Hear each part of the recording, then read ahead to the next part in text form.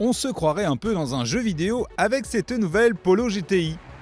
Elle a des aides à la conduite très présentes, la boîte est obligatoirement automatique, à double embrayage et palette au volant, et on peut choisir son mode de conduite préféré entre éco, confort, normal, sport ou personnalisé. Le mode le plus sportif durcit toutes les commandes et même l'amortissement si l'option Sport Select est cochée à la commande. La Polo GTI est en outre réglée de façon à ce qu'aucune dérobade intempestive vienne donner des sueurs froides au pilote en herbe. Rassurante, cette Polo GTI met du coup sans grand caractère. Et ce n'est pas sa sonorité légèrement amplifiée au pied du pare-brise qui compense ce tempérament aseptisé. En revanche, les bubbles aux tombées de rapport redonnent un petit sourire. La Polo est animée d'un 2 litres TSI, le même que la Golf. En plus d'atteindre pour la première fois sur notre citadine allemande le seuil des 200 chevaux, sa cylindrée permet un couple généreux de 320 Nm dès 1500 tours minute. L'idée ici est d'étendre au maximum la plage d'utilisation sur un même rapport avec de belles reprises à bas régime. Tous ces partis pris techniques rendent la Polo GTI accessible à tous. Elle n'a pas l'explosivité d'une Ford Fiesta ST, ni l'efficacité des trains roulants d'une Peugeot 208 GTI by Peugeot Sport. Mais l'allemande se veut aussi moins pointue à exploiter jusqu'à ses limites.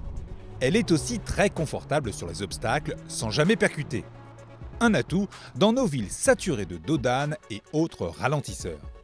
Si la Polo GTI n'est pas la plus grisante à rouler, elle est de loin la plus technologique. En série, elle est équipée du large écran digital de 10 pouces 25 avec navigation de série, un second écran de 8 pouces et tactile cette fois qui regroupe tout l'infotainment peut être piloté par les passagers via tablette et connexion Wi-Fi. Le régulateur adaptatif, le parc pilote, le rabattage électrique des rétroviseurs ou encore le démarrage sans clé sont aussi de série. En option, on peut encore lui greffer la caméra de recul, les détecteurs d'angle mort, la recharge par induction ou encore la commande vocale. Jamais une citadine n'avait reçu autant d'équipements high-tech. La Polo GTI est habillée logiquement d'une robe sportive sans tomber dans l'extravagance. On note ce liseré rouge du plus bel effet qui relie les optiques avant. Le châssis est rabaissé de 15 mm et la double sortie d'échappement devient chromée. On peut encore la personnaliser avec un toit noir et on vous conseille d'opter pour les jantes Brescia de 18 pouces, bien plus jolies que les jantes Milton Keynes de 17 pouces montées par défaut. Surtout si vous avez choisi la suspension adaptative qui compensera la légère perte de confort des gros pouces.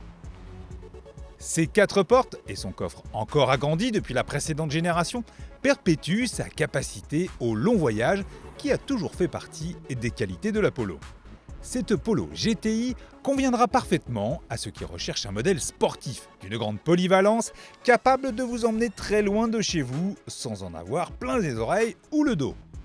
Sa dot riche et ultra moderne compense ses performances un peu trop sous contrôle. Espérons qu'une potentielle version R débridera l'allemande. D'ici là, cette Volkswagen Polo GTI, plus proche finalement d'un esprit GT, est à vous en échange de 28 920 €.